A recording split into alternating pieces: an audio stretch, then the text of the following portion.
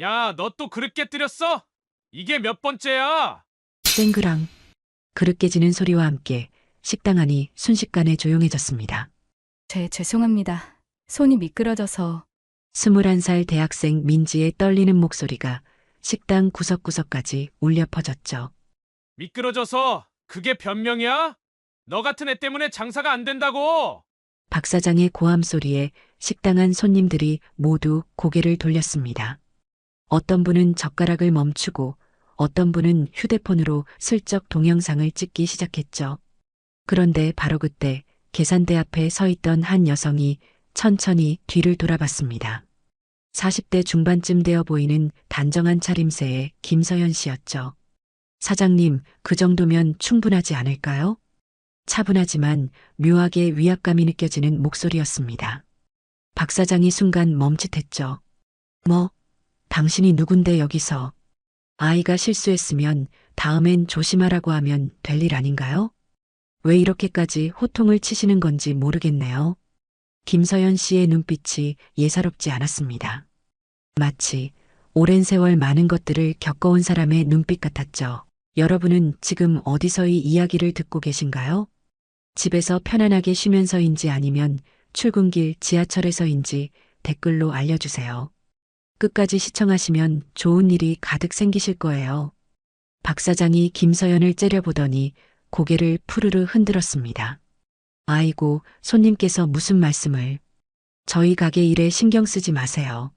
하지만 김서연은 계산을 마치고도 자리를 떠나지 않았죠.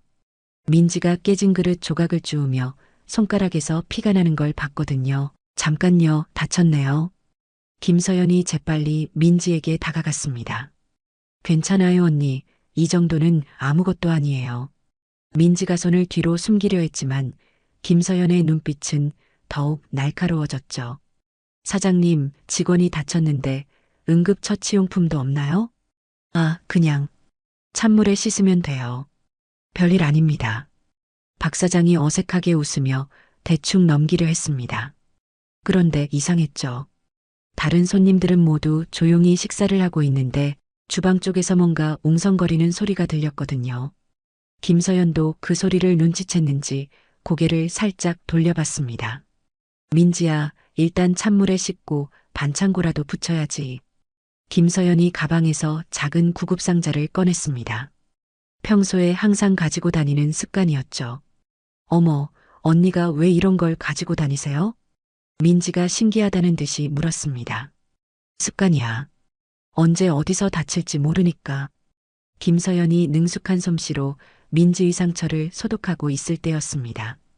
주방 뒤편에서 낯선 남자 2명이 나타났죠. 정장을 입긴 했지만 왠지 모르게 위압적인 느낌의 사람들이었습니다. 박 사장의 얼굴이 순간 굳어졌어요. 사장님, 오늘 정산 다 됐죠? 그중 한 명이 낮은 목소리로 말했습니다. 아, 네, 곧 준비하겠습니다. 박 사장의 목소리가 갑자기 작아졌죠. 아까 민지에게 고함치던 그 기세는 온데간데 없이 사라졌습니다. 김서연이 이 광경을 지켜보며 눈썹을 살짝 찌푸렸어요. 뭔가 이상하다는 걸 직감적으로 느꼈거든요. 언니 정말 고마워요. 이제 안 아파요. 민지가 고마워하며 말했지만 김서연의 시선은 계속 주방 쪽을 향하고 있었습니다. 그런데 바로 그때 식당 구석 테이블에 앉아있던 한 손님이 김서연을 유심히 바라보고 있었어요. 50대 후반쯤 되어 보이는 정우라는 분이었죠. 혹시 예전에 군인 하셨나요? 정우가 조심스럽게 물어봤습니다. 김서연이 깜짝 놀라며 정우를 바라봤어요. 왜 그런 걸 물어보시는지. 아, 그냥 응급처치하시는 모습이 너무 익숙하셔서요. 그리고 자세나 말하시는 투가. 정우의 말에 식당 안 다른 손님들도 김서연을 다시 보기 시작했습니다. 그렇게 보니 확실히 뭔가 다른 분위기가 있었어요. 똑바른 자세, 차분하면서도 단호한 말투, 그리고 위기 상황에서 보여준 침착함까지. 그런 걸 왜 궁금해 하시죠? 김서연이 반문했지만 정우는 의미심장한 미소를 지었습니다. 제가 예전에 군무원으로 일했거든요. 그래서 군인분들 특유의 분위기를 알 수 있어요. 바로 그 순간이었죠. 주방에서 나온 정장 남자들 중 한 명이 민지를 힐끔 바라보더니 동료에게 뭔가 속삭였습니다. 그리고는 박 사장에게 다가가서 귓속말을 했어요. 박 사장의 얼굴이 더욱 굳어졌죠. 알겠습니다. 내일까지는. 내일이 아니라 오늘입니다. 사장님, 정장 남자의 목소리가 차갑게 울려 퍼졌습니다. 이제 손님들도 뭔가 심상치 않다는 걸 눈치챘어요. 김서연의 눈빛이 더욱 예리해졌습니다. 이 식당에 분명 뭔가 숨겨진 사정이 있다는 걸 확신했거든요. 그런데 정말 놀라운 것은 이건 시작에 불과했다는 거였습니다. 김서연이 민지의 손목을 살며시 잡았습니다. 괜찮아? 많이 떨리는데? 아니에요. 괜찮아요. 하지만 민지의 목소리는 계속 떨리고 있었죠. 정장을 입은 남자들이 박 사장과 뭔가 진지한 이야기를 나누는 사이 김서연은 민지를 조용히 구석으로 데려갔습니다. 저기, 혹시 물어봐도 될까? 여기서 일한 지 얼마나 됐어? 한 달 정도 됐어요. 그런데 왜 이렇게 무서워해? 사장님이 평소에도 저렇게 화를 많이 내? 민지가 고개를 끄덕였어요. 처음엔 그냥 성격이 급하신 분인 줄 알았는데 요새 들어서 더 심해지셨어요. 김서연이 주방 쪽을 다시 한번 훑어봤습니다. 그 정장 남자들이 뭔가 종이를 보여주며 박 사장에게 뭔가 설명하고 있었어요. 박 사장은 고개만 끄덕이며 듣고 있었죠. 민지야, 혹시 여기 급여는 제때 받고 있어? 김서연의 예상대로였습니다. 민지가 고개를 살짝 저었어요. 이번 달 건 아직 사장님이 다음 주에 주신다고 하셨어요. 다음 주? 오늘이 벌써 25일인데? 네, 그런데 사정이 있으시나 봐요. 다른 아르바이트생들도 다 늦게 받고 있거든요. 김서연의 표정이 점점 굳어졌습니다. 이런 상황을 너무 많이 봤거든요. 작은 가게들이 어려움에 처하면 제일 먼저 직원 급여를 미루기 시작하죠. 하지만 저 정장 남자들의 존재는 단순한 경영난과는 다른 문제를 암시하고 있었습니다. 민지야, 혹시 저 사람들 전에도 본 적 있어? 네, 일주일에 한두 번 정도 오세요. 올 때마다 사장님이 되게 긴장하시거든요. 바로 그때였습니다. 정장 남자 중 한 명이 민지 쪽을 힐끔 보더니 박 사장에게 뭔가 말했어요. 박 사장이 깜짝 놀라며 고개를 저었죠. 아니요. 그건 절대 안 됩니다. 사장님, 우리가 제안하는 건 나쁘지 않은데요? 정장 남자의 목소리가 식당 전체에 들릴 정도로 커졌습니다. 다른 손님들이 수군거리기 시작했어요. 정우가 김서연에게 다가왔습니다. 뭔가 심상치 않네요. 저런 사람들 예전에 많이 봤는데 어디서요? 제가 군무원으로 있을 때 간혹 부대 주변 상권에서 저런 일들이 있었거든요. 정호의 말에 김서연의 눈빛이 더욱 날카로워졌습니다. 그래서 혹시 군인 출신이냐고 물어본 거예요. 저런 상황에 개입하려면 상당한 배짱이 있어야 하거든요. 김서연이 민지를 바라봤습니다.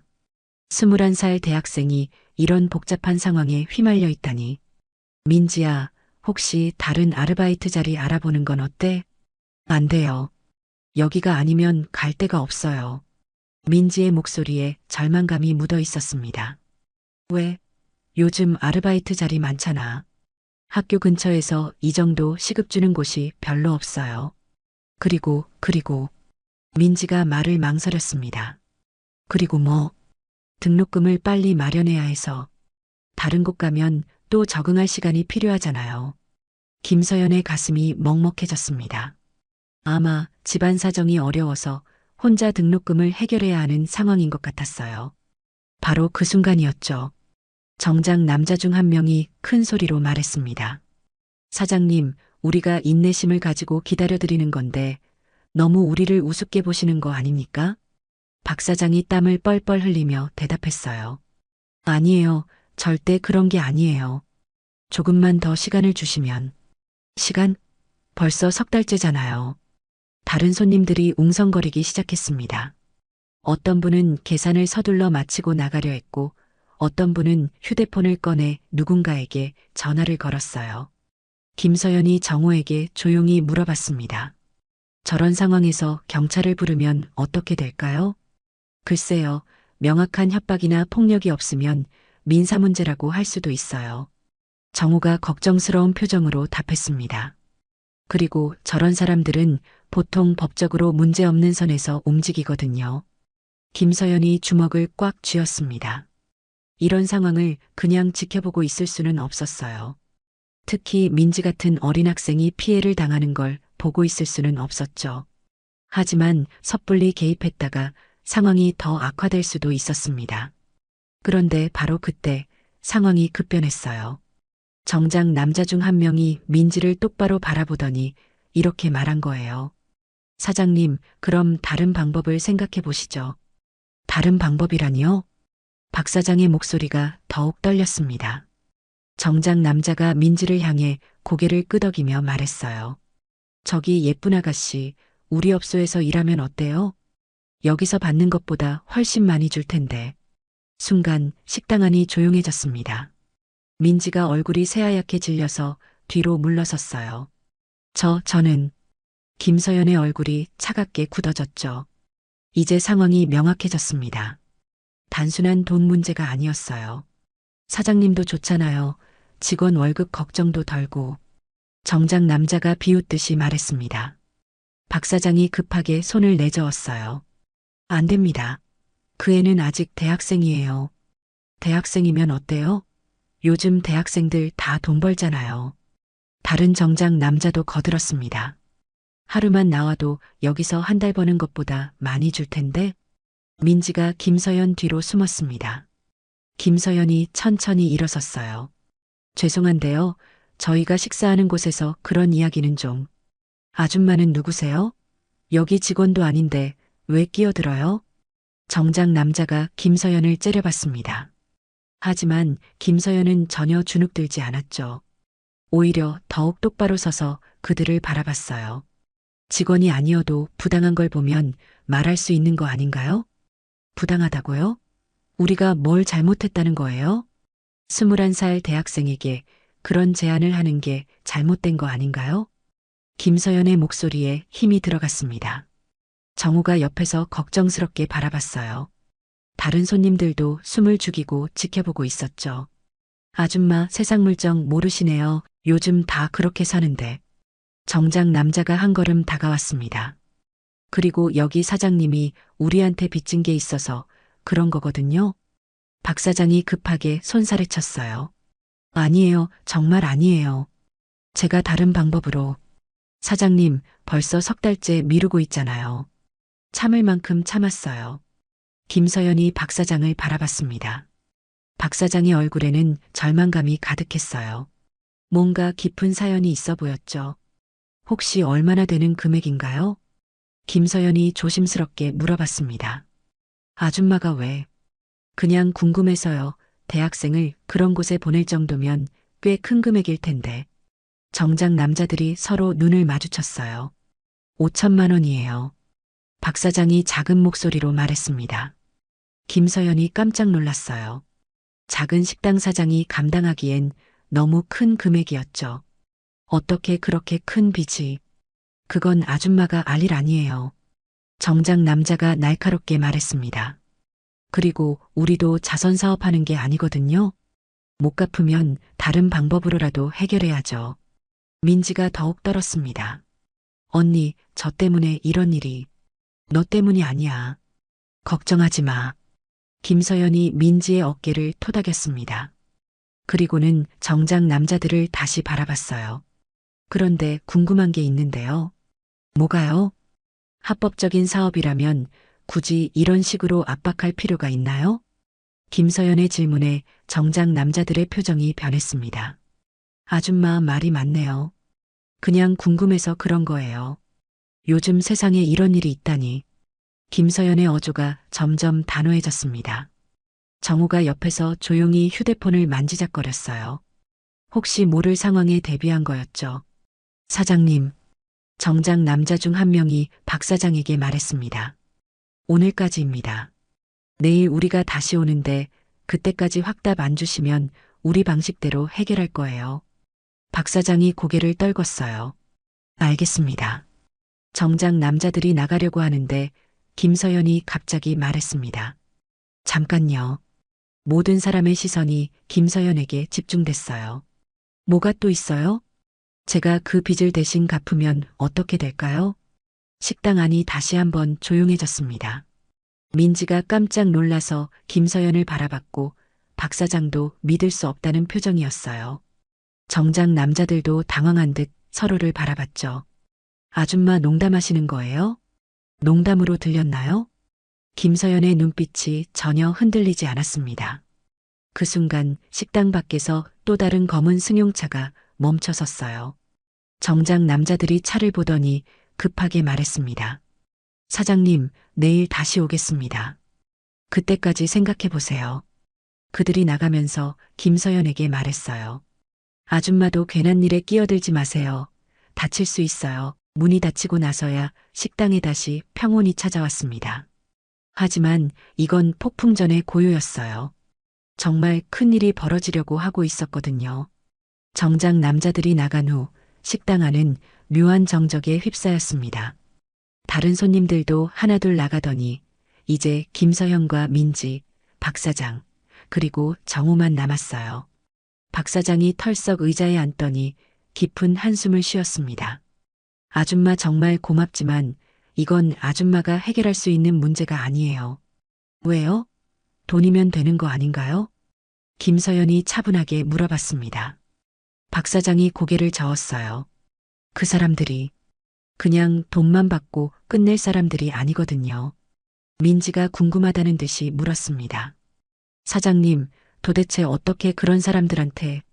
박 사장이 잠시 망설이더니 입을 열었어요. 작년에 제 동생이 사업하다가 실패했거든요. 동생분이요? 네, 동생이 보증을 서달라고 해서 형이니까 못 이기는 척하고 서줬죠. 김서연이 상황을 짐작했습니다. 연대보증의 함정에 빠진 거였어요. 그런데 동생이 야반도주를 해버렸어요. 연락도 안 되고. 박 사장의 목소리가 점점 작아졌습니다. 그래서 제가 책임져야 하는 상황이 된 거죠. 정우가 안타까운 표정으로 말했어요. 요즘 그런 일이 많아요. 가족이라고 믿었다가 당하는 경우가.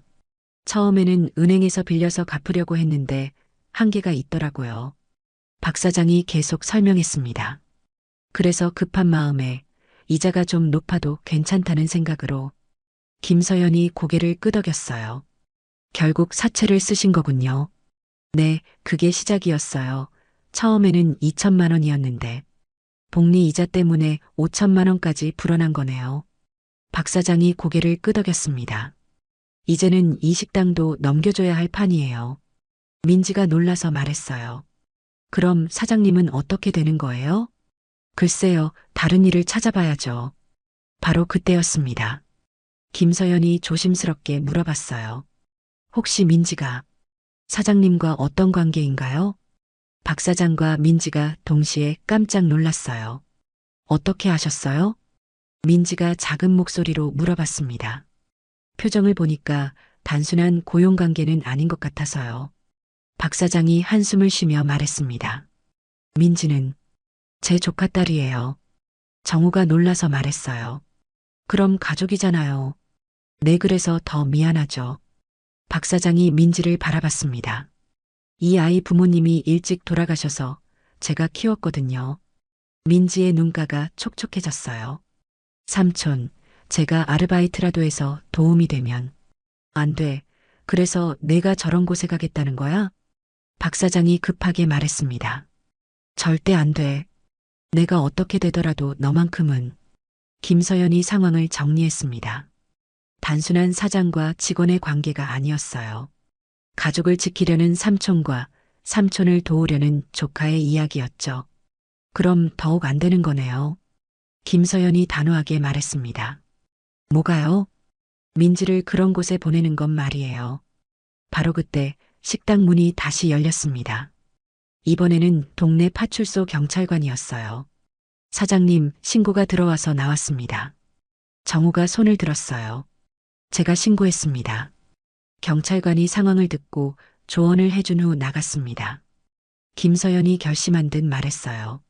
사장님, 제가 정말로 도와드릴게요. 아줌마, 정말 고맙지만 제 말 끝까지 들어보세요. 김서연의 목소리에 확신이 담겨 있었습니다. 그리고 그녀의 눈빛에는 뭔가 특별한 것이 있었어요. 마치 이런 상황을 처리해 본 경험이 있는 사람처럼 말이죠. 제 말 끝까지 들어보세요. 김서연의 목소리에는 흔들림이 없었습니다. 저는 이런 상황을 그냥 지나칠 수 없어요. 특히 민지 같은 어린 학생이 위험에 처하는 걸 보고 있을 수는 없거든요. 박 사장이 고개를 저었어요. 정말 고맙지만 아줌마까지 위험해질 수 있어요. 위험하다고요? 김서연이 오히려 미소를 지었습니다. 사장님, 제가 어떤 사람인지 모르시니까 그런 말씀하시는 거겠죠. 정우가 궁금하다는 듯이 김서연을 바라봤어요. 혹시 정말 군인 출신이신가요? 김서연이 잠시 망설이더니 고개를 끄덕였습니다. 707 특임대에서 약 10년 복무했어요. 중령으로 전역했고 식당 안이 조용해졌습니다. 특임대라니 모르는 사람이 없는 대한민국 최고의 특수부대였거든요. 정우가 깜짝 놀라며 말했어요. 그럼 혹시 김서연 중령님이신가요? 저를 아세요? 물론이죠. 제가 군무원으로 있을 때 한 번 뵌 적이 있어요. 정우의 얼굴이 환해졌습니다. 2015년인가 부대 안전교육 때 강의하러 오셨었죠. 김서연이 기억을 더듬어 봤어요. 아, 맞네요. 그때 질문 많이 하시던 분. 네, 맞습니다. 민지가 두 사람을 번갈아 보며 물어봤어요. 그럼 언니가 정말 군인이셨어요? 응, 그것도 아주 대단한 분이야. 정우가 설명했습니다. 707 특임대는 대테러 작전이나 인질구조 작전을 담당하는 곳이거든. 박 사장이 믿을 수 없다는 표정으로 김서연을 바라봤어요. 그럼 정말로. 네. 그런 사람들 다루는 건 제 전문 분야였어요. 김서연이 자신감 있게 말했습니다. 사장님, 내일 그 사람들이 오면 제가 직접 대화해 보겠어요. 하지만 그분들이 혼자 오는 게 아닐 텐데. 민지가 걱정스럽게 말했어요. 괜찮아. 몇 명이 와도 상관없어. 김서연의 말에 정우가 고개를 끄덕였습니다. 맞아요. 이분은 정말 대단한 분이에요. 한번 작전 영상을 본 적이 있는데 바로 그때였습니다. 식당 밖에서 자동차 소리가 들렸어요. 모두가 창문 쪽을 바라봤죠. 검은 SUV 2대가 식당 앞에 멈춰 섰습니다. 벌써 왔나? 박 사장이 떨리는 목소리로 말했어요. 하지만 차에서 내린 사람들은 아까 그 정장 남자들이 아니었습니다. 더 나이가 많고 더 위압적인 분위기의 사람들이었어요. 저 사람들은 누구죠? 김서연이 물어봤습니다. 박 사장의 얼굴이 새하얗게 변했어요. 저분은 조직의 간부급이에요. 간부급? 네. 지금까지 온 사람들은 그냥 말단이었는데 박 사장이 벌벌 떨기 시작했습니다. 왜 갑자기 간부가 직접 왔을까요? 정우가 걱정스럽게 말했어요. 김서연이 상황을 파악했습니다. 아까 자신이 개입한 게 윗선에 보고된 모양이었어요. 사장님, 진정하세요. 김서연이 차분하게 말했습니다. 제가 여기 있잖아요. 하지만 민지야, 너는 주방으로 들어가 있어. 김서연이 민지에게 말했습니다. 무슨 일이 있어도 나오지 마. 언니, 괜찮을 거야. 걱정하지 마. 바로 그 순간 식당 문이 열렸습니다. 중년의 남자가 들어왔어요. 정장은 입었지만 분위기가 완전히 달랐죠. 박 사장님, 낮고 무거운 목소리였습니다. 네. 박 사장이 간신히 대답했어요. 오늘 우리 애들이 여기서 좀 곤란한 일을 당했다면서요? 간부가 식당을 둘러보며 말했습니다. 그리고 김서연을 발견했어요. 혹시 이분이 그 아줌마인가요? 김서연이 자리에서 일어났습니다. 네, 제가 그 아줌마입니다. 간부가 김서연을 위아래로 훑어봤어요. 나이가 좀 있으신데 혈기는 왜 그리 왕성하신지. 혈기가 아니라 상식이에요. 김서연이 당당하게 대답했습니다. 대학생에게 그런 제안을 하는 게 말이 되나요? 간부의 표정이 변했습니다. 지금까지 이런 식으로 대답하는 사람을 본 적이 없었거든요. 아줌마, 세상 돌아가는 거 좀 아세요? 충분히 알고 있어요. 김서연이 한 걸음 앞으로 나아갔습니다. 그 순간 간부도 본능적으로 느꼈어요. 이 여자는 보통 사람이 아니라는 걸. 간부가 김서연을 더 자세히 바라봤습니다. 아줌마, 혹시 무슨 일 하시는 분이에요? 그냥 평범한 시민이에요. 김서연이 담담하게 대답했습니다. 하지만 그녀의 자세와 눈빛은 전혀 평범하지 않았어요. 간부가 옆에 있던 부하에게 눈짓했습니다. 사장님, 우리 얘기 좀 하죠. 박 사장이 떨리는 다리로 일어났어요. 네. 아, 그리고 아줌마. 간부가 김서연을 향해 말했습니다. 괜한 일에 끼어들지 마세요. 다칠 수 있어요. 누가 다친다고요? 김서연의 목소리가 차갑게 변했습니다. 정우가 긴장한 표정으로 지켜봤어요. 분위기가 심상치 않았거든요. 아줌마, 우리가 장난하는 거 아닙니다. 간부의 부하가 김서연에게 다가왔어요. 그런데 바로 그 순간이었습니다. 김서연이 갑자기 말했어요. 그런데 말이에요. 뭐가요? 혹시 여러분 사업자 등록증 있나요? 간부가 당황했습니다. 뭔 소리예요? 합법적인 사업이라면 사업자 등록증이 있어야 하는 거 아닌가요? 김서연이 계속 말했습니다. 그리고 대출업이라면 대부업 등록증도 있어야 하고. 간부의 얼굴이 굳어졌어요. 아줌마, 무슨 소리 하는 건지 모르겠는데. 아, 그럼 불법이군요. 김서연이 고개를 끄덕였습니다. 그럼 신고해야겠네요. 불법 대부업의 협박까지. 간부가 화를 내며 일어섰어요. 아줌마, 진짜 가만 안 둘 거예요. 가만 안 둔다고요? 김서연이 오히려 한 걸음 더 다가갔습니다. 어떻게 안 두실 건데요? 그 순간 간부의 부하들이 김서연을 둘러쌌어요. 총 4명이었죠. 박 사장이 벌벌 떨며 말했어요. 아줌마, 그만하세요. 위험해요. 하지만 김서연은 전혀 위축되지 않았습니다. 오히려 미소까지 지었어요. 위험하다고요? 여기가 대한민국인데 뭐가 위험해요? 간부가 손짓하자 부하 중 한 명이 김서연의 어깨에 손을 올렸습니다. 아줌마, 우리 말 잘 들어요. 그런데 바로 그 순간이었어요. 김서연이 번개같이 움직였습니다. 어깨에 올려진 손을 잡더니 아래로 꺾었어요. 으악! 부하가 비명을 질렀습니다. 너무 빨라서 뭐가 어떻게 된 건지 아무도 못 봤어요. 뭐야? 다른 부하들이 놀라서 달려들려 했습니다. 하지만 김서연이 말했어요. 여러분, 잠깐만요. 그녀의 목소리에는 이상한 위력이 있었습니다. 부하들이 순간 멈췄어요. 제가 누군지 궁금하시죠? 김서연이 천천히 말했습니다. 저는 대한민국 육군 707특임대 출신 김서연 중령입니다.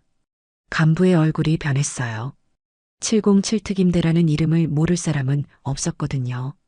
특임대라고 해서 뭐 대단한 줄 아는데. 간부가 허세를 부렸지만 목소리가 떨리고 있었어요. 대단한 게 아니라 훈련받은 거죠. 김서연이 말했습니다. 이런 상황을 처리하는 훈련을.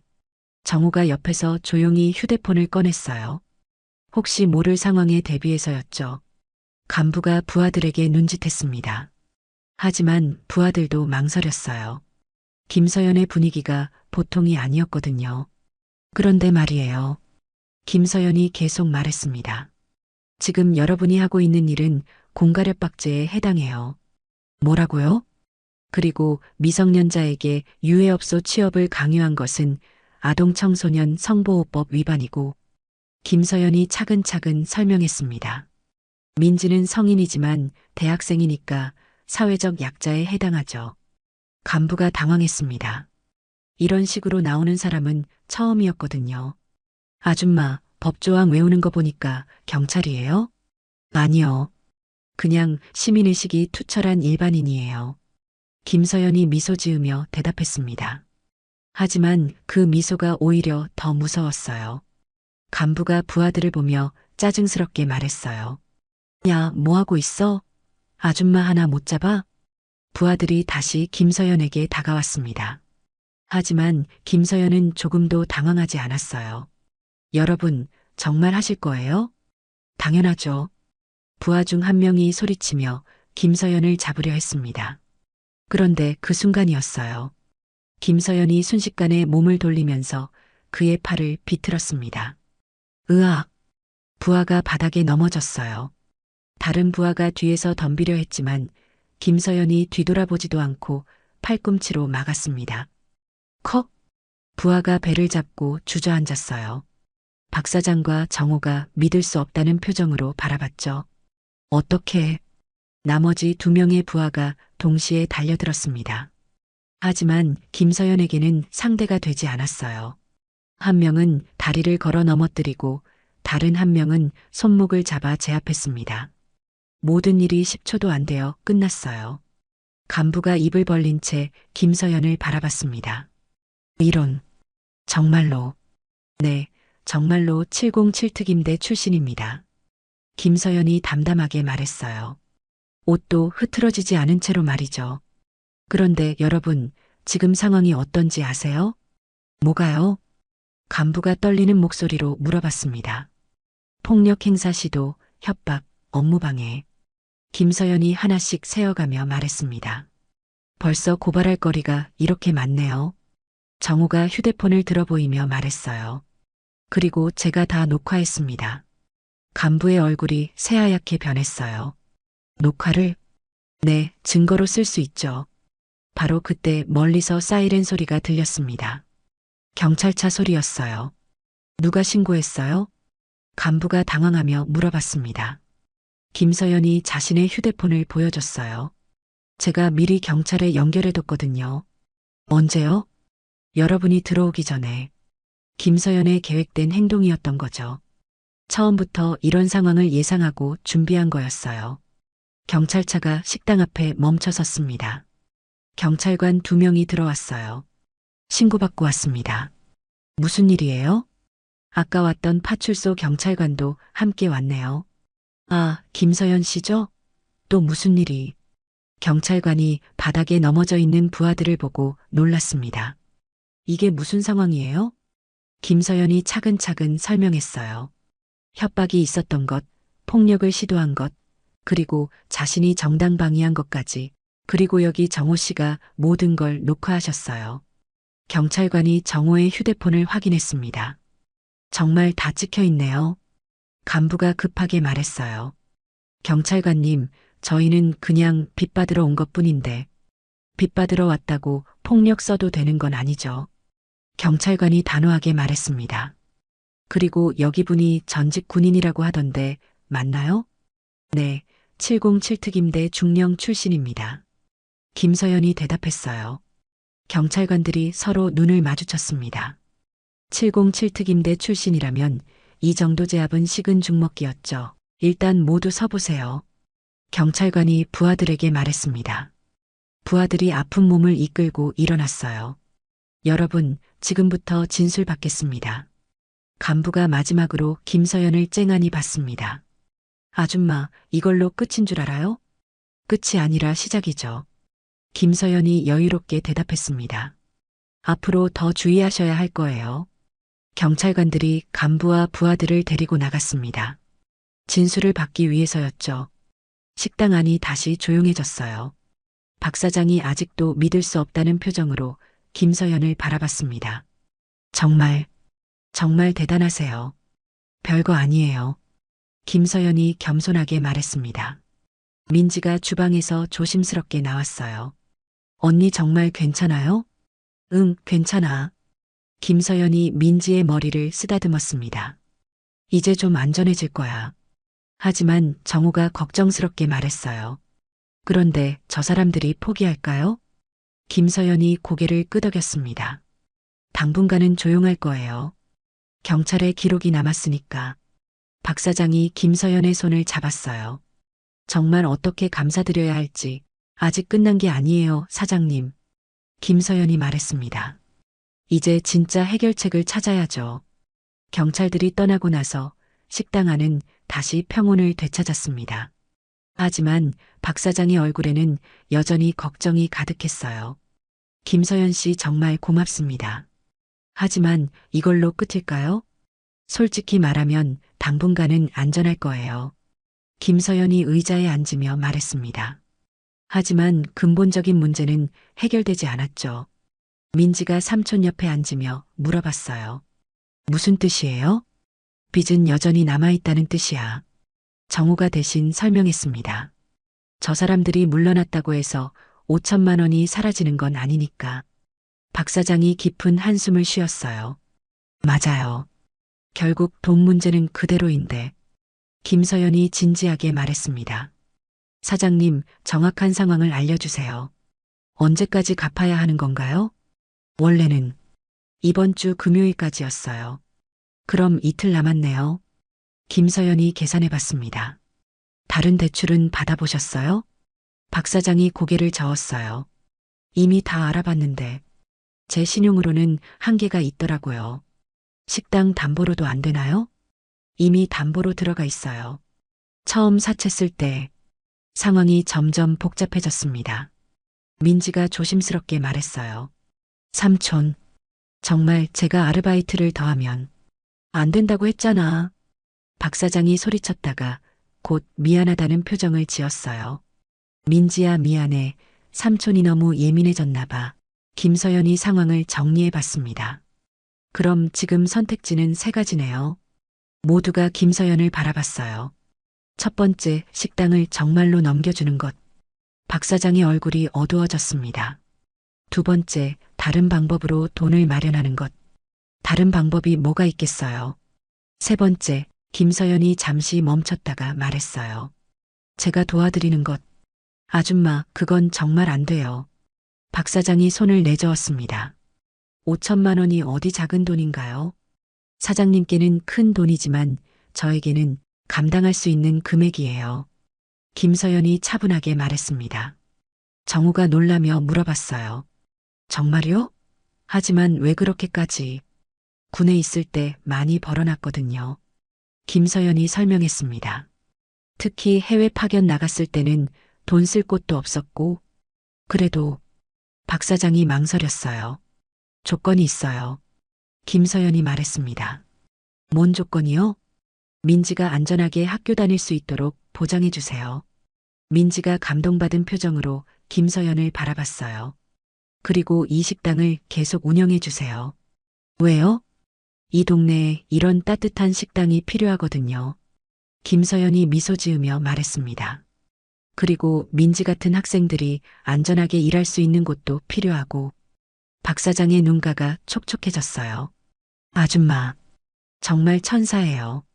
천사가 아니라 그냥 옆집 아줌마예요. 바로 그때 김서연의 휴대폰이 울렸습니다. 잠깐만요. 전화를 받더니 김서연의 표정이 조금 굳어졌어요. 네, 알겠습니다. 전화를 끊고 나서 김서연이 말했어요. 혹시 저 사람들 중에 김 회장이라는 사람 아세요? 박 사장이 깜짝 놀랐어요. 어떻게 그 이름을? 지금 그 사람이 직접 만나자고 연락이 왔어요. 정우가 걱정스럽게 말했어요. 위험하지 않을까요? 아니에요. 오히려 좋은 기회일 수도 있어요. 김서연이 생각에 잠겼습니다. 사장님, 그 김 회장이 어떤 사람인가요? 이 지역 여러 사업을 하는 사람이에요. 박 사장이 조심스럽게 말했습니다. 겉으로는 정상적인 사업가인데, 뒤로는? 글쎄요. 확실하지는 않지만, 민지가 걱정스럽게 말했어요. 언니, 위험하면 만나지 마세요. 괜찮아. 공개된 장소에서 만날 테니까. 김서연이 민지를 안심시켰습니다. 그리고 이 문제를 확실히 해결하려면 원톱과 만나야 해. 정우가 고개를 끄덕였어요. 맞아요. 아래 사람들과 아무리 이야기해봤자 소용없죠. 김서연이 결심한 듯 일어섰습니다. 그럼 내일 만나보겠어요. 혼자 가실 거예요? 아니요. 정우 씨도 함께 가주실 수 있나요? 물론이죠. 정우가 즉답했습니다. 김서연이 박 사장과 민지를 바라봤어요. 내일이면 모든 게 정리될 거예요. 하지만 그녀도 모르고 있었습니다. 내일 만날 김 회장이 생각보다 훨씬 큰 인물이라는 걸 말이죠. 다음 날 오후 2시 김서현과 정호는 시내의 한 커피숍에서 김 회장을 기다리고 있었습니다. 정말 올까요? 정호가 불안하게 말했어요. 올 거예요. 이런 사람들은 약속은 지키거든요. 김서연이 차분하게 대답했습니다. 바로 그때 커피숍 문이 열리면서 정장을 입은 중년 남성이 들어왔어요. 50대 후반쯤 되어 보이는 그는 생각보다 점잖은 모습이었습니다. 혹시 김서연 씨인가요? 네, 맞습니다.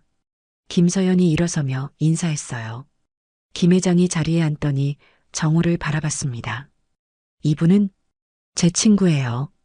증인격으로 모셨습니다. 아, 그렇군요.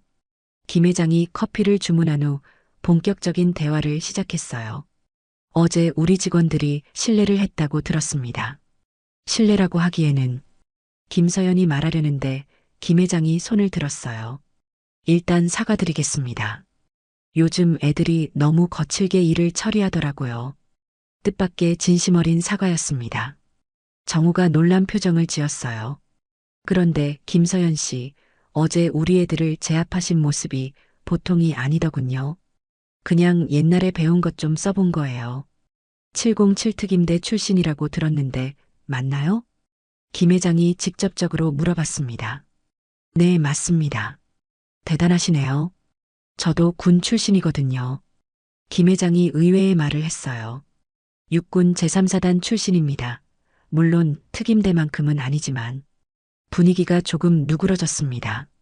그럼 선배님이시네요. 김서연이 예의를 갖춰 말했어요. 선배는 무슨 계급이 다르죠. 김 회장이 웃으며 말했습니다. 그런데 왜 박 사장 일에 관심을 가지시는 건가요? 단순해요. 부당한 걸 보면 그냥 지나칠 수 없어서요. 부당하다. 김 회장이 생각에 잠겼습니다. 김서연 씨 입장에서는 그렇게 보일 수 있겠네요. 다른 관점이 있나요? 제가 말씀드려도 될까요? 김 회장이 조심스럽게 물어봤어요. 김서연이 고개를 끄덕였습니다. 박 사장의 동생 말입니다. 네. 그 사람이 제게서 돈을 빌려갈 때 형님이 보증을 서준다고 했거든요. 김 회장이 설명을 시작했어요. 저는 처음에 반대했어요. 가족끼리 보증 서면 나중에 문제 생긴다고. 정우가 관심 있게 들었습니다. 그런데 박 사장이 직접 와서 부탁하더라고요. 동생을 꼭 도와달라고. 그래서 빌려주신 거군요. 네, 그런데 3개월 만에 그 동생이 사라졌어요. 김 회장의 표정이 어두워졌습니다. 연락도 안 되고 가게도 문 닫고 완전히 잠적한 거죠. 김서연이 상황을 이해했습니다. 그럼 선배님도 피해자시네요. 어느 정도는 그렇죠. 하지만 사업이니까 손해볼 수도 있는 거고. 김 회장이 차를 한 모금 마셨어요. 문제는 그 다음이었어요. 무슨 일이 있었나요? 박 사장이 갚겠다고 약속해놓고 계속 미루기 시작한 거예요. 김서연이 박 사장의 입장도 이해했습니다. 5천만 원은 작은 식당 사장에게는 감당하기 어려운 금액이었으니까요. 그래서 제가 좀 더 기다려달라고 했는데 김 회장이 계속 설명했습니다. 벌써 10개월이 지났거든요. 10개월이나요? 정우가 놀랐습니다.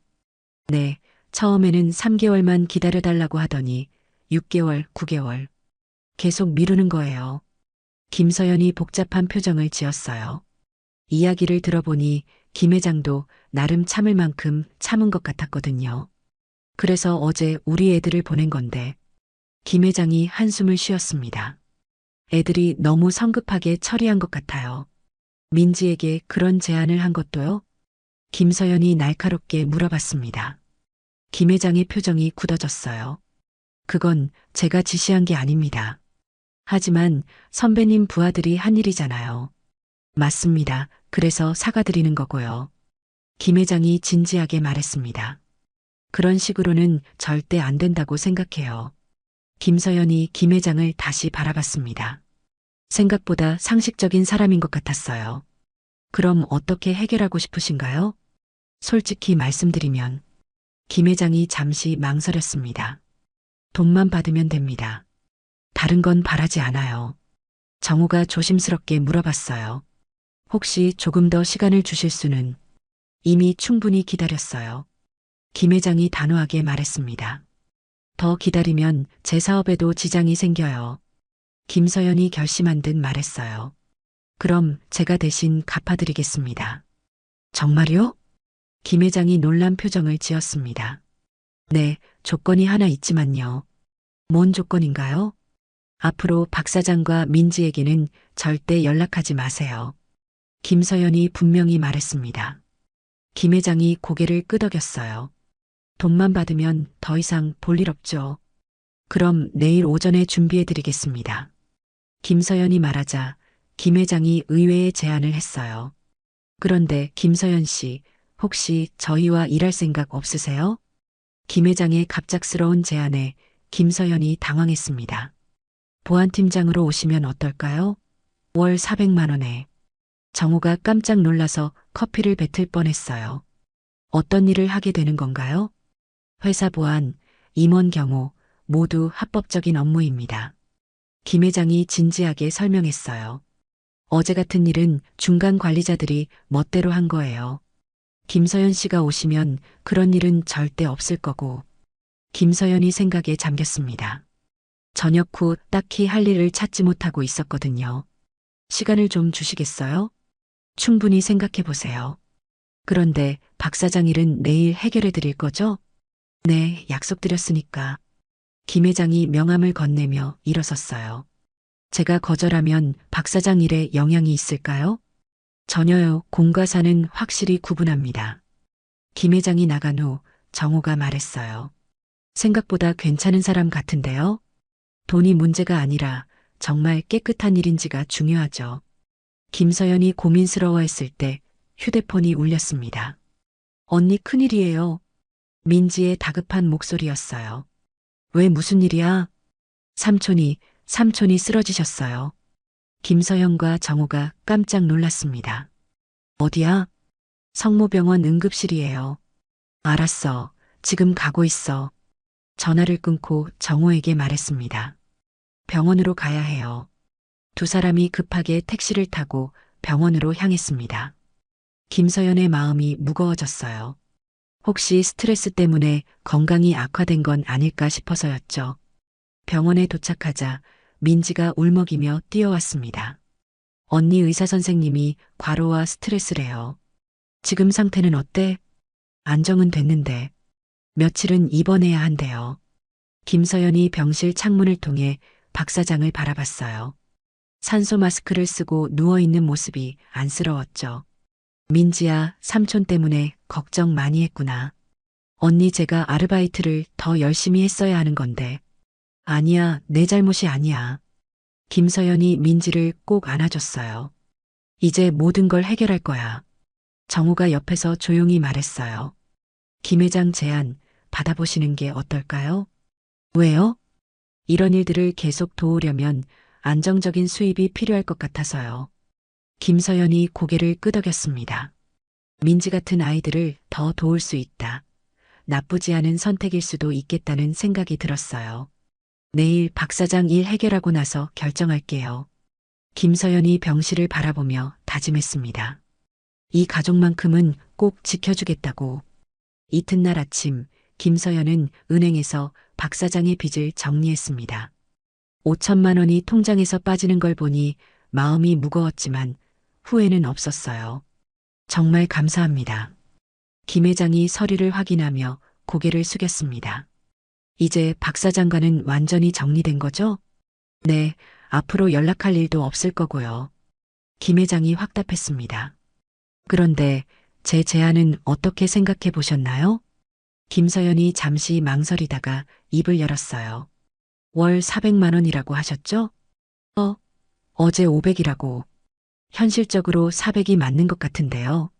김 회장이 당황했지만 곧 웃었습니다. 역시 군인다우시네요.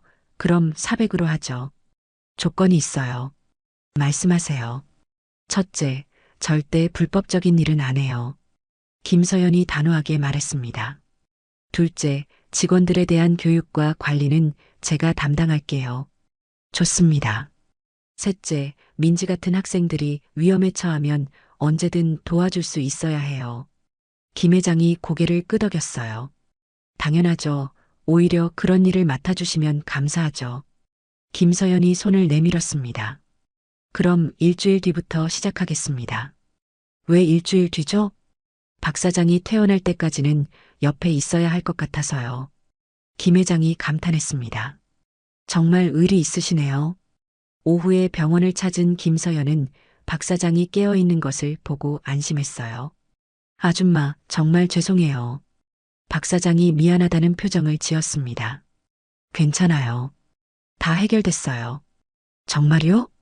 민지가 놀라며 물어봤습니다. 응, 이제 걱정하지 마. 김서연이 상황을 간단히 설명했어요. 빚은 모두 정리했고 앞으로 그 사람들과는 아무 상관없게 됐다고. 박 사장의 눈에 눈물이 맺혔습니다. 아줌마, 어떻게 이런 은혜를. 은혜가 아니라 투자예요. 투자요? 민지가 좋은 사람으로 자라나서 나중에 다른 사람들도 도와주는 사람이 되면 되는 거죠. 민지가 김서연의 손을 꼭 잡았어요.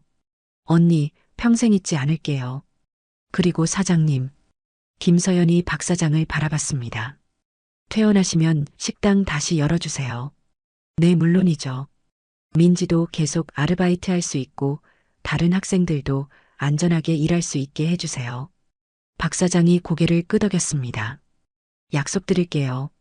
정우가 병실 문을 열고 들어왔어요. 어떻게 됐어요? 다 해결됐어요. 김서연이 웃으며 대답했습니다. 그리고 저 새 직장도 구했어요. 정말요? 김 회장 제안 받으신 거예요? 네, 월요일부터 출근해요. 민지가 걱정스럽게 물어봤어요. 언니, 위험하지 않을까요? 괜찮아, 오히려 이제 더 많은 사람들을 도울 수 있을 것 같아. 김서연이 민지의 머리를 쓰다듬었습니다. 그리고 무슨 일 있으면 언제든 연락해. 바로 달려갈게. 박 사장이 고개를 들어 김서연을 바라봤어요. 아줌마, 아니, 은희님 정말 감사합니다. 은희니 뭐예요? 그냥 이웃이죠. 김서연이 겸손하게 말했습니다. 하지만 이 가족에게는 진짜 은인이었어요. 삶을 바꿔준 천사 같은 존재였죠. 병원을 나오는 길에 정우가 말했어요. 정말 멋있어요. 이런 사람이 진짜 영웅이죠. 영웅은 무슨, 그냥 할 일 한 거예요. 김서연이 하늘을 올려다봤습니다. 새로운 시작이 기다리고 있었어요. 하지만 그녀는 몰랐습니다. 김 회장의 회사에서 더 큰 사건들이 기다리고 있다는 걸. 일주일 후 김서연이 김 회장의 회사에 첫 출근하는 날이었습니다. 김서연 팀장님, 환영합니다. 직원들이 줄지어 인사했어요. 생각보다 큰 회사였습니다. 건설업체답게 직원들도 많고 사무실도 넓었어요. 앞으로 잘 부탁드리겠습니다. 김서연이 정중하게 인사했습니다. 김 회장이 직접 나와서 안내해줬어요. 이쪽이 보안팀 사무실입니다. 깔끔하게 정리된 사무실에는 직원 3명이 있었어요. 팀원들입니다. 모두 경찰 출신이에요. 김서연이 팀원들과 인사를 나눴습니다. 나이는 모두 30대 후반에서 40대 초반이었어요. 팀장님, 특임대 출신이라고 들었습니다. 팀원 중 한 명인 강 대리가 말했어요. 네, 잘 부탁드려요. 저희가 배울 게 많을 것 같습니다. 분위기가 좋았어요. 서로 존중하는 느낌이었죠. 그런데 팀장님, 또 다른 팀원인 이 과장이 조심스럽게 말했습니다. 혹시 어제 있었던 일 들으셨나요? 무슨 일이요? 유흥업소에서 시비가 붙었는데 우리 직원들이 좀 거칠게 해결했다고 해서. 김서연의 표정이 굳어졌어요. 자세히 말해보세요. 건설 현장 직원들이 술 마시다가 다른 테이블과 시비가 붙었는데 강 대리가 설명했습니다. 우리 보안팀에서 해결하러 갔다가 좀 과격하게 된 것 같아요. 김서연이 김 회장을 불러달라고 했어요. 김 회장님, 이런 일이 자주 있나요? 아, 그게. 김 회장이 난처한 표정을 지었습니다. 가끔 직원들이 술 마시다가 문제를 일으켜서 그럴 때마다 보안팀이 나가서 주먹으로 해결하는 건가요? 김서연의 목소리가 차가워졌습니다. 아니에요. 정말 어쩔 수 없는 상황이었어요. 김 회장이 급하게 해명했습니다. 앞으로는 절대 그런 일 없게 하겠습니다. 김서연이 팀원들을 바라봤어요. 여러분, 제가 온 이유를 아시죠? 네. 폭력적인 방법으로 문제를 해결하는 건 옛날 방식이에요. 김서연이 단호하게 말했습니다. 앞으로는 법적인 절차를 통해서만 해결할 거예요. 팀원들이 고개를 끄덕였습니다. 그리고 직원 교육도 철저히 할 거예요. 김서연이 계획을 설명했습니다. 음주 시비는 애초에 예방해야 하는 거죠. 바로 그때 김 회장의 휴대폰이 울렸어요. 네, 뭐라고요? 김 회장의 표정이 어두워졌습니다. 알겠습니다. 바로 가보겠습니다. 전화를 끊고 김서연에게 말했어요. 큰일이에요. 건설 현장에서 사고가 났는데. 어떤 사고요? 경쟁업체에서 우리 현장에 사람들을 보내서 기계를 부수고 갔다고 해요. 김서연이 즉시 일어섰습니다. 가봅시다. 하지만 위험할 수도. 그래서 제가 있는 거 아닌가요? 김서연과 보안팀이 현장으로 향했습니다. 도착해보니 정말 심각한 상황이었어요. 굴삭기 2대가 부서져 있고 현장 사무실 유리창도 깨져 있었죠. 팀장님, 저 사람들이에요. 강대리가 멀리서 지켜보고 있는 사람들을 가리켰습니다. 검은 옷을 입은 남자들 5명이 현장을 감시하고 있었어요. 예전 같으면 저희가 바로 달려가서 안 돼요. 김서연이 제지했습니다. 먼저 경찰에 신고하고 증거를 확보해야 해요. 김서연이 휴대폰으로 경찰에 신고했습니다. 그리고 현장 사진을 모두 찍어두세요. 보안팀이 체계적으로 증거를 수집하기 시작했어요. 김 회장이 감탄했습니다. 역시 다르시네요. 이게 정상적인 방법이에요. 김서연이 말했습니다. 하지만 저 검은 옷 남자들의 시선이 심상치 않았어요. 뭔가 더 큰 일이 벌어질 것 같은 예감이 들었죠. 김 회장님, 혹시 어떤 업체와 경쟁 관계에 있으세요? 대성건설이라고 아세요? 김 회장이 조심스럽게 말했습니다. 김서연의 눈빛이 날카로워졌어요. 대성건설, 어디서 들어본 이름이었거든요. 대성건설 말씀이세요? 김서연이 기억을 떠올렸습니다. 네. 이 지역에서 꽤 큰 업체예요. 김 회장이 설명했습니다. 최근에 저희가 큰 프로젝트를 따내면서 사이가 나빠졌어요. 경찰이 도착해서 현장을 조사하기 시작했어요. 김서연이 체계적으로 정리한 증거들을 제출했습니다. 이런 식으로 하는 게 맞아요. 김서연이 팀원들에게 말했습니다. 폭력으로 맞서면 우리도 가해자가 되거든요. 강 대리가 고개를 끄덕였어요. 팀장님 말씀이 맞네요. 바로 그때 검은 옷 남자들이 다가왔습니다. 김 회장님, 안녕하세요. 그들 중 리더 격인 사람이 인사했어요. 우리 사장님이 만나자고 하시는데요. 김 회장이 긴장했습니다. 지금요? 네. 이 문제를 평화롭게 해결하고 싶다고 하시네요. 김서연이 앞으로 나섰어요. 저도 함께 가겠습니다. 당신은 누구세요? 보안팀장 김서연입니다. 김서연이 당당하게 말했습니다. 검은 옷 남자가 김서연을 위아래로 훑어봤어요. 여자가 성별이 중요한가요? 김서연의 날카로운 눈빛에 그 남자가 주춤했습니다. 알겠습니다. 함께 오시죠. 1시간 후 대성건설 사무실에 도착했습니다. 생각보다 큰 규모였어요. 이쪽으로 오세요. 안내를 받아 회장실로 들어갔습니다. 60대 후반의 남자가 의자에 앉아 있었어요. 김 회장님, 오랜만이네요. 대성건설 박 회장이 냉소적으로 웃었습니다. 박 회장님, 김 회장이 어색하게 인사했어요. 그런데 이분은 누구시죠? 박 회장이 김서연을 바라봤습니다. 보안팀장 김서연입니다. 보안팀장이 직접 나오셨네요. 박 회장이 비아냥거렸어요. 중요한 일이니까요. 김서연이 침착하게 대답했습니다. 오늘 일은 명백한 기물파손이에요. 기물파손이라. 박 회장이 웃었습니다. 증거가 있나요? CCTV도 있고 목격자도 있어요. 김서연이 준비해온 자료를 보여줬습니다. 박 회장의 표정이 굳어졌어요. 그리고 이미 경찰에 신고했습니다. 경찰에? 네. 합법적으로 해결하려고요. 김서연의 말에 박 회장이 짜증을 냈어요. 김서연 씨였죠? 세상이 그렇게 단순하지 않아요. 단순해요. 잘못한 건 잘못한 거예요. 김서연이 당당하게 맞섰습니다. 이 업계는 원래 주먹으로 해결하는 게 그런 시대는 끝났어요. 김서연이 단호하게 말했습니다. 이제는 법과 원칙으로 해결하는 시대예요. 박 회장이 부하에게 눈짓했습니다. 순간 분위기가 험악해졌어요. 김서연 씨, 너무 고지식한 거 아닌가요?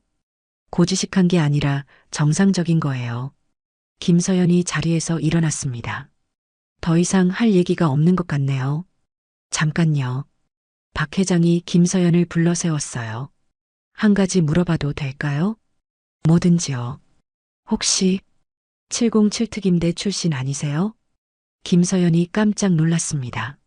어떻게 아셨죠? 소문이 돌더라고요. 식당에서 우리 업계 사람들을 제압했다는. 박 회장이 의미심장하게 웃었습니다. 역시 그 김서연이었군요. 그래서요? 흥미롭네요. 특임대 출신이 우리 업계에 발을 담그다니. 김서연이 느꼈어요. 이 사람이 생각보다 훨씬 위험한 인물이라는 걸. 앞으로 재미있는 일들이 많을 것 같은데요. 박 회장의 말에 김서연이 경계심을 높였습니다. 이제 진짜 큰 상대와 맞닥뜨린 것 같았거든요. 재미있는 일들이 많을 것 같다고요? 김서연이 박 회장을 똑바로 바라봤습니다. 협박으로 들리는데요. 협박이 아니라 예고죠. 박 회장이 여유롭게 말했어요. 이 업계에서 살아남으려면 적응해야 해요. 전 적응할 생각 없어요.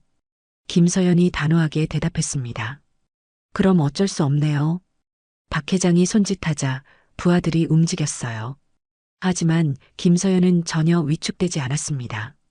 잠깐 생각해 보세요. 김서연이 말했습니다. 지금 CCTV도 돌아가고 있고 저희가 여기 온 것도 다 기록돼 있어요. 박 회장이 멈칫했어요. 무슨 일이 생기면 누구 짓인지 뻔하죠. 김서연이 계속 말했습니다. 그리고 저는 혼자가 아니에요. 바로 그때 김서연의 휴대폰이 울렸어요. 팀장님, 경찰이 도착했습니다. 강 대리의 목소리였어요. 네, 지금 내려가겠습니다. 김서연이 전화를 끊고 박 회장을 바라봤어요. 시간이 지나면서 세상이 바뀌었어요. 이제는 법이 더 강해요. 김 회장과 함께 사무실을 나오면서 김서연이 마지막으로 말했습니다. 박 회장님, 아직 늦지 않았어요. 뭐가요? 정정당당하게 경쟁하면 되잖아요. 더 좋은 건물을 짓고 더 나은 서비스를 제공하면. 박 회장이 잠시 생각에 잠겼어요. 그런 식으로는 이길 수 없어요. 그럼 지는 게 맞는 거예요. 김서연이 미소 지으며 말했습니다.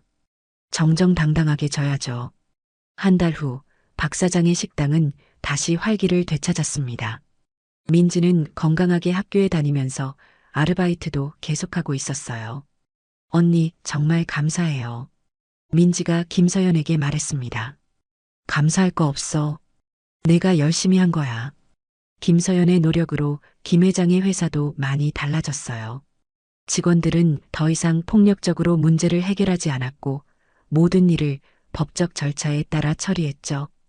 팀장님 덕분에 회사 이미지가 많이 좋아졌어요. 김 회장이 감사 인사를 했습니다. 당연한 일한 것뿐이에요. 어느 저녁 김서연이 식당에서 정우와 함께 식사를 하고 있었어요. 정말 많은 일이 있었네요. 정우가 감회에 젖어 말했습니다. 그렇네요. 하지만 결국 좋게 끝났잖아요. 김서연이 웃으며 대답했어요. 민지가 따뜻한 차를 가져다 주며 말했습니다. 언니, 정말 영웅 같아요. 영웅은 무슨, 그냥 할 일 한 거야. 김서연이 겸손하게 말했어요. 하지만 정말 중요한 건 김서연이 민지와 박 사장을 바라봤습니다. 어려운 상황에서도 서로를 지키려고 한 마음이야. 박 사장이 고개를 끄덕였어요. 가족이니까요. 그리고 이웃들도 가족이야. 김서연이 따뜻하게 말했습니다. 우리는 모두 연결되어 있어요. 서로 도우며 살아가는 거죠. 정우가 깊이 공감했어요. 맞아요. 혼자서는 할 수 없는 일들도 함께하면 가능하죠. 김서연이 창밖을 바라보며 말했습니다. 세상에는 아직도 부당한 일들이 많아요. 하지만 포기하면 안 되죠. 민지가 말했어요. 맞아. 작은 용기라도 내면 세상이 조금씩 바뀌어요. 김서연이 미소 지었습니다. 그리고 그런 변화는 특별한 사람만 만드는 게 아니야. 박 사장이 물었어요. 그럼 누가 만드는 거예요? 바로 우리 같은 평범한 사람들이요. 김서연이 확신에 찬 목소리로 말했습니다. 정의로운 마음을 가진 평범한 사람들이 세상을 바꿔나가는 거예요. 그날 밤 식당은 따뜻한 웃음소리로 가득했습니다. 서로 다른 사연을 가진 사람들이 한자리에 모여 진정한 가족이 된 순간이었어요. 여러분, 세상에는 때로 부당하고 어려운 일들이 일어납니다. 하지만 우리가 서로를 외면하지 않고 작은 용기라도 낸다면 분명 변화가 시작됩니다. 특별한 영웅이 아니어도 평범한 우리도 누군가에게는 빛이 될 수 있어요. 오늘도 주변을 돌아보세요. 혹시 도움이 필요한 사람은 없는지. 그 작은 관심과 용기가 세상을 더 따뜻하게 만든다는 걸 잊지 마시기 바랍니다. 끝까지 시청해 주셔서 감사합니다. 감동기억 채널이었습니다.